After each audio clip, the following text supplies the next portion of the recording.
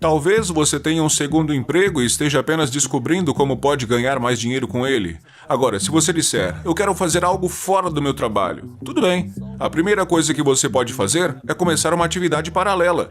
Hoje em dia está mais acessível do que nunca. Você pode entrar na internet, se tornar um assistente virtual, um redator, um designer, um editor de vídeo. A Upwork é uma plataforma que eu usava para contratar freelancers. Fiz um vídeo sobre isso. Dei uma olhada nisso. Nos últimos 2 ou 3 anos, gastei mais de $250 milhão. Cara, somente na Upwork, Uau, entendeu? em indivíduos diferentes. Pessoas diferentes, contratando áreas diferentes para fazer serviço para mim. Eles trabalham em seus próprios horários, porque agora esse negócio de freelancer cresceu muito. Por isso, existem muitas oportunidades em que, se você puder apresentar um serviço, vai poder ganhar dinheiro com isso. Eles podem trabalhar 5, 10, 20 horas a mais por semana ou podem ser freelancers em tempo integral. Sim, e você pode definir seus horários na maior parte do tempo. Você pode fazer algo que gosta, que te dá prazer e algo em que você é bom. Existem muitas oportunidades onde agora você pode ser um freelancer ou começar sua própria marca. Se você tiver uma ideia que queira, um dos meus amigos, a mãe dele é muito boa em fazer bolos. Ela começou, como se chama, um negócio de bolos de cenoura. Eles estão fazendo um negócio bom, cara. Não sei quanto, mas talvez acho que algo entre 700 ou $1.000 por mês vendendo bolos de cenoura no Instagram. Eles anunciam no Instagram, as pessoas respondem, "Você faz um bolo pra mim?" Ela fala, "Eu faço." Certo. É sobre o número de oportunidades. Agora, é claro que, como advogado, devo dizer que existem responsabilidades na venda de alimentos, ter seguro e tudo mais. Mas é nesse ponto que existem tantas oportunidades. Basta ser um empreendedor, sair por aí, descobrir o que fazer. Existe uma quantidade ilimitada de possibilidades e oportunidades por aí. Agora, se quiser dar um passo, você pode tentar criar seu próprio negócio. Sua atividade paralela pode se transformar no seu próprio negócio. Se você tiver uma ideia de negócio, invista nela. Primeiro, invista na sua mente, invista na sua educação e, em seguida, tente realizar. Você deve investir o mínimo de dinheiro possível até começar a gerar receita. Novamente, mentalidade versus conjunto de ferramentas. Supomos que precisamos de todas essas ferramentas para começar a fazer isso. A realidade é que a primeira coisa de que você precisa é mudar sua mentalidade. Quando comecei, abri uma empresa de meias há alguns anos atrás. E o mais interessante é que eu não sabia nada sobre meias, como se fabrica isso, nada. Então, eu estava trabalhando com engenheiros têxteis, estava trabalhando bastante. Com empresas de manufatura. Eu estava trabalhando com muitas pessoas diferentes. Eu não tinha muito dinheiro e eles queriam. E agora estamos falando de um produto real. Então, aprendi a falar e, essencialmente, acho que o meu custo total para construir minha primeira rodada de meias foi de $3.500. Não é muito dinheiro, mas em relação ao que, se você quiser fabricar produtos e criar um produto para passar de protótipo em protótipo, normalmente custa mais de $100.000. Eu fiz isso por menos de $4.000, porque consegui conversar com eles. Eu costumava falar sobre o potencial e trabalhei com eles para criar esses acordos especiais.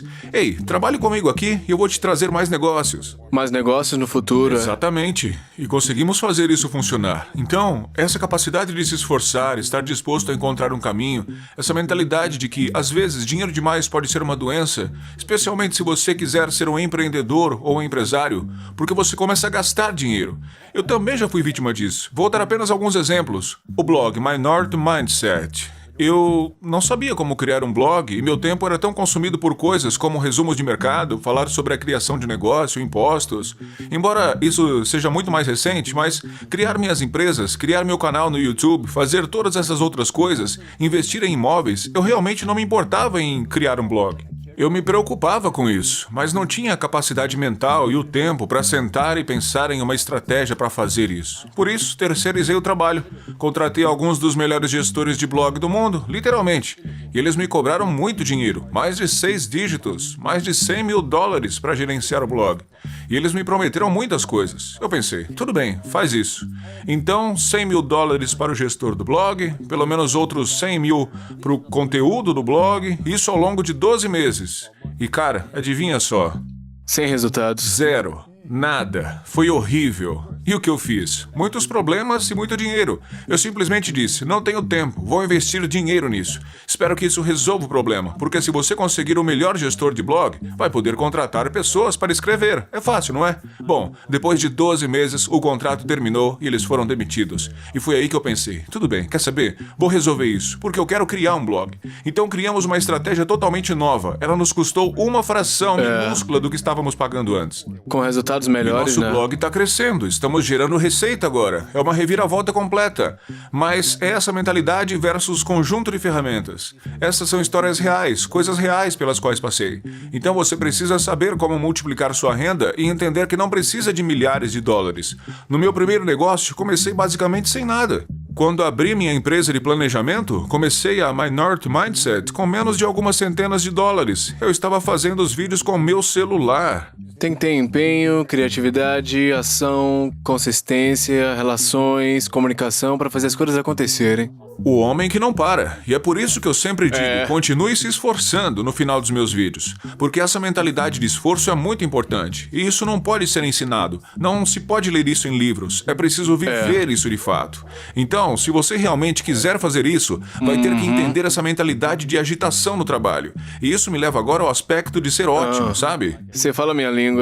Pois é. Exatamente. Então você construiu a base, está colocando dinheiro para trabalhar, certo? Você está pagando sua casa ou está entendendo como usar seu dinheiro extra da melhor maneira, está aumentando sua renda. Assim você pode construir sua riqueza mais rápido. Agora tudo se resume a ser excelente, e isso tem dois aspectos. Primeiro, proteger a si mesmo, porque a realidade é que quando as pessoas percebem que você tem dinheiro, elas vão tentar pegar a mão delas, colocar no seu bolso e ficar com parte dele para elas, sabe? Você sabe o que eu ouvi? Eu vou te interromper um pouco. Eu lembro de ouvir a Oprah falando sobre isso num podcast, alguma coisa assim. Ela começou a dizer que quando ela começou a ficar famosa com seu programa de entrevistas e começou a ganhar muita grana, o que é que você acha que aconteceu? Todo mundo tá estendendo a mão, né? Tipo, você tem grana agora, me ajuda com 100 mil, me ajuda com isso, com aquilo, você tem dinheiro. E ela disse... Eu tô parafraseando, né? Mas depois de, sei lá, uma década depois disso, parecia que todo mundo usava ela em vez de apenas se relacionar com ela e ter uma amizade ou um relacionamento real com ela. E ela disse que depois de um certo tempo ela decidiu que ela estava cansada de apenas dar para as pessoas que só tinham uma mão, né? E ela disse, olha, eu vou fazer um jantar. E eu vou convidar todo mundo. Amigos, família, os primos de terceiro grau, primos de segundo grau, todo mundo que me pediu ajuda eu vou convidar. E ela disse... Ela distribuiu uma janta enorme para todo mundo, com tudo que se podia comer. E começou a distribuir envelopes, presentes, carros, dinheiro e assim por diante. Deu presentes com base no que ela queria dar a cada pessoa, né? Todo mundo recebeu algo. E ela fez um discurso final e disse, olha, isso aqui é tudo que eu vou dar para vocês, não me peçam mais nada. E ela disse que mesmo assim, as pessoas continuavam reclamando, você deu 10 mil para essa pessoa, recebi 5 mil. É como se você tivesse que aprender a se proteger, né? Mentalmente, psicologicamente, financeiramente, porque você não pode ficar dando e nunca acabar, né?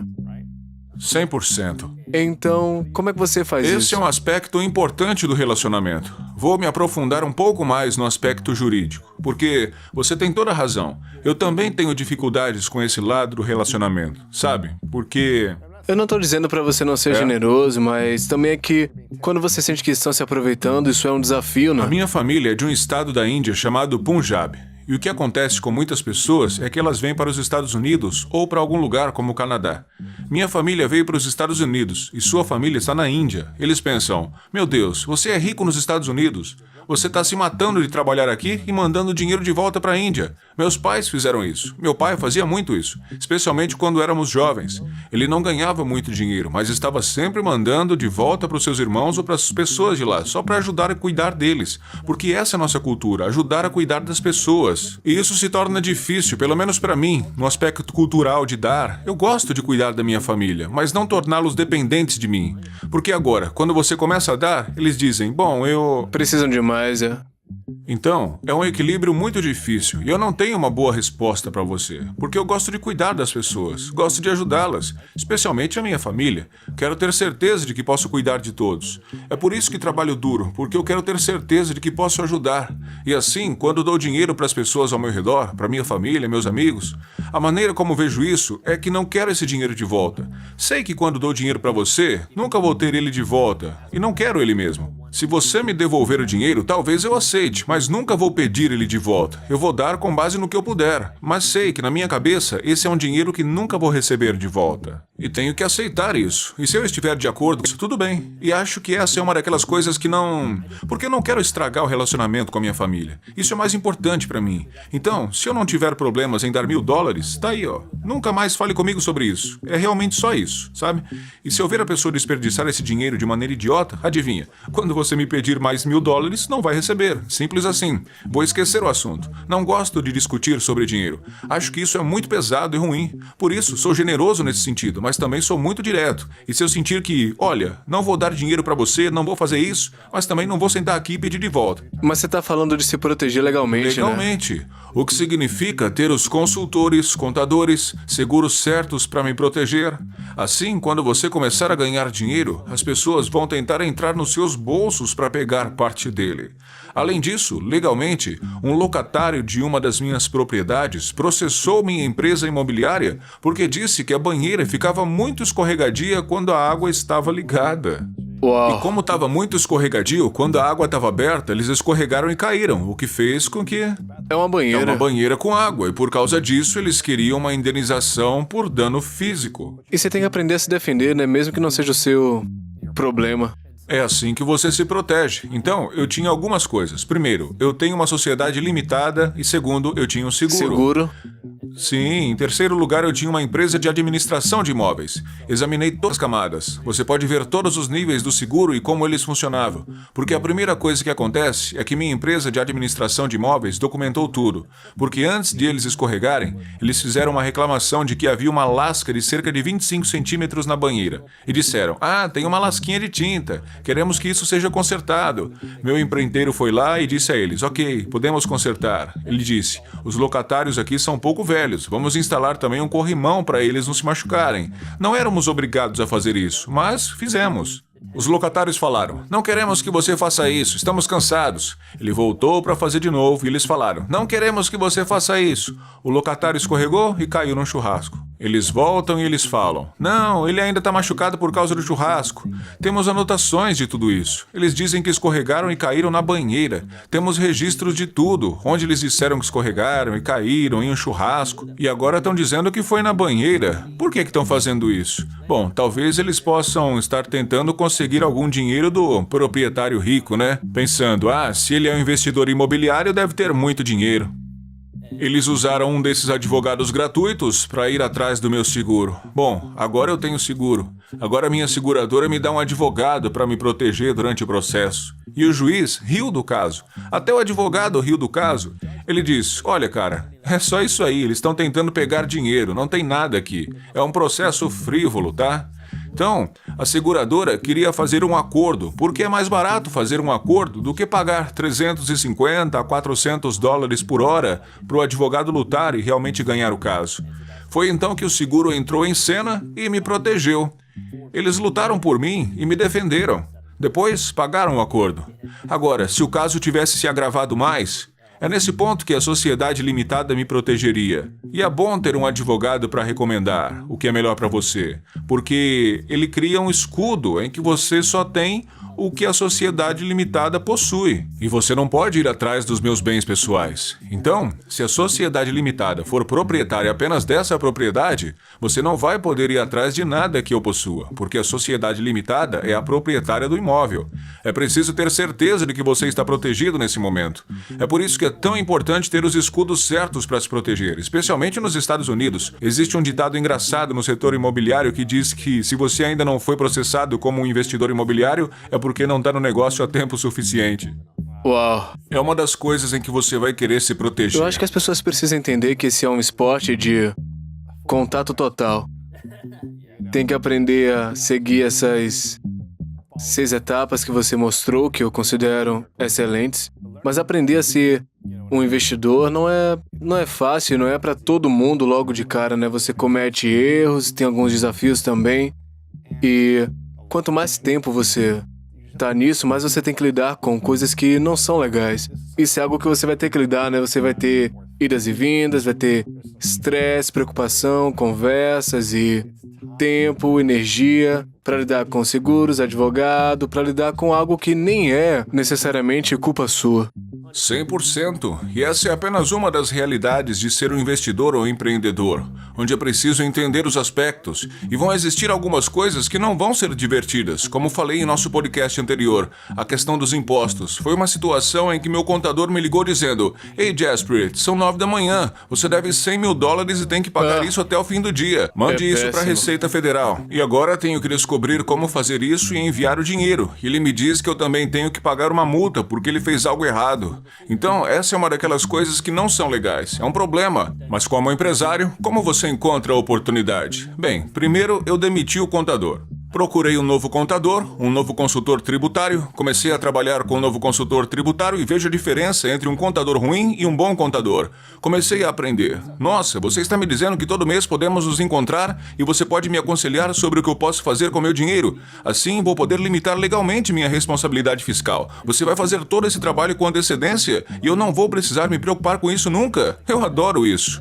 E com meu cérebro empreendedor, eu penso, vamos começar a trabalhar juntos. Como existem muitas pequenas empresas que precisam disso, é um problema real, porque existem muitos contadores ruins por aí. Precisamos de mais consultores bons, porque agora, nessa nova era, tem mais agentes da Receita Federal entrando no mercado. Temos muitas coisas mudando. Provavelmente veremos uma mudança nas leis tributárias. É preciso ter certeza de que você está preparado. Então, essa é uma das coisas em que estou trabalhando com ele, para corrigir isso. Não temos um site nem nada, então, se quiser saber mais, me chame no Instagram. Essa é uma daquelas coisas em que você quer ter certeza de que tem os recursos certos para, primeiro, se proteger e proteger sua família. Eu vou dar mais um passo, porque, como advogado, você também deve se certificar de que tem planejamento patrimonial correto, porque essa é uma daquelas coisas que não é legal, mas é crucial. Se você acumular algum tipo de riqueza, vai querer acabar contando para o mundo, não é? E quando eu morrer, pra onde vai, Ele né? vai? Porque se não fizer isso, sua família vai brigar por ele. E não é divertido, porque ninguém quer pensar no que vai acontecer depois que eu morrer. Mas é muito importante, porque quando você morrer, não vai querer que sua família brigue no seu funeral. Então, crie um testamento, crie um fundo fiduciário, tenha um advogado de planejamento patrimonial que possa te ajudar, e assim você nunca vai ter que se preocupar com isso. E o segundo aspecto sobre ser grande é que você pode ser bom para o mundo. Quanto mais você tem, mais pode fazer, pode retribuir, pode fazer mais coisas, seja com seu dinheiro, com seu tempo, com sua educação, porque quando você pode acender uma vela, bom, você pode acender outra vela. E é aqui que, agora que você está nessa jornada para construir riqueza, você acendeu sua própria vela. Agora você pode ajudar a acender a de outra pessoa. Você pode ajudar alguém, seja financeiramente, seja com seu tempo, com sua experiência, porque agora você aprendeu o processo. E as informações devem ser compartilhadas. Falo sobre essas coisas no YouTube, não porque quisesse ficar rico, mas porque estava tão frustrado com o sistema em que nem sabia que poderia ganhar dinheiro no YouTube. Comecei a fazer vídeos antes mesmo de ativar os anúncios. Eu não sabia que era possível fazer isso, até que alguém me mostrou, olha, você pode ganhar dinheiro com Eu esses te entendo. vídeos. Então, é toda essa ideia de ajudar a espalhar informação, porque, como falamos neste vídeo, nesse podcast, existe muita desinformação por aí, existe muita falta de informação, e financeiramente, se você não entende de dinheiro, se não tem dinheiro, isso pode arruinar muitos outros aspectos da sua vida, porque se você não tiver dinheiro, se estiver estressado com dinheiro, não vai poder levar seu cônjuge para as férias que ela deseja, não vai poder pagar pela educação dos seus filhos, não pode financiar sua aposentadoria, não pode comprar o presente que deseja, você não pode fazer nada e agora está estressado, isso piora a sua saúde mental, você pode ficar com depressão, pode fazer com que você comece a comer mal, pode piorar sua saúde física, pode fazer com que você se sinta muito insatisfeito, pode fazer com que você se sinta espiritualmente abatido. Então, é aqui que se entende, olha, mais dinheiro não vai resolver todos os problemas da sua vida, mas se você não tiver dinheiro, isso pode afetar todos os aspectos da sua vida. E é essa educação financeira que agora estou tentando aprender e ajudar e espalhar a mensagem. Por meio do seu dinheiro, você vai ter tempo, educação. Assim, existem muitas maneiras de fazer isso. E depois que se construir certa riqueza, é agora que você quer ser bom para o mundo, não apenas para si mesmo. Cara.